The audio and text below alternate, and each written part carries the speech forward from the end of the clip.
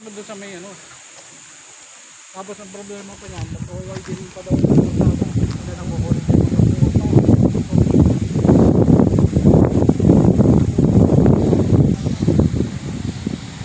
Grabe, napakaraming bunga. Ayan. Kapitan mo, hawakan mo yung bunga, yung mababa. Meron ba mga nakalawit sa mababa? Pero, ayun o. Dito ngayon dati Gob, yung nag-ano, summer camp. Ang matagal na to.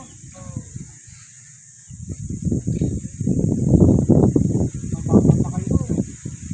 Ano,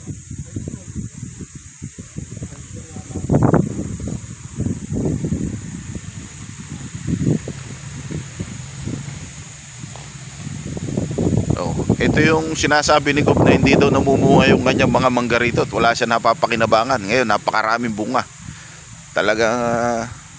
Talagang pinagpalaan na kami para kami ay makarating dito. Yan.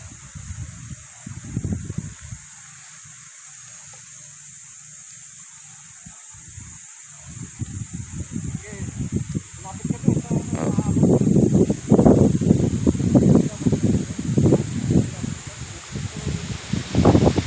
Bata pa ako. Ito dito, papasyalan po natin na talagang makita nyo talaga na talagang napakadami. Ayan o. Oh. Ba? Oh, okay, nawakan mo nga rito at para papakita ko sa kanila na tingnan mo kung naka-abroad yan.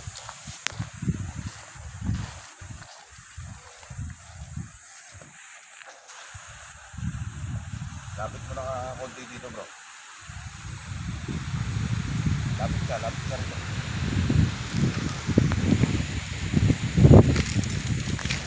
naka-zoom yan pas eh. Ha? Naka-zoom.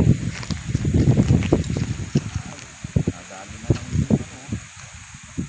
nadali na ng fruit fly. Oh. Ganyan po kung gaano nakarami. Tapos Pastor Randy, huwag ka na mag-alala, napakaraming buto ni Gob. So yung mga buto ng mangga, oh.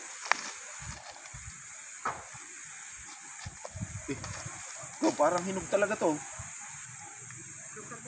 Oh.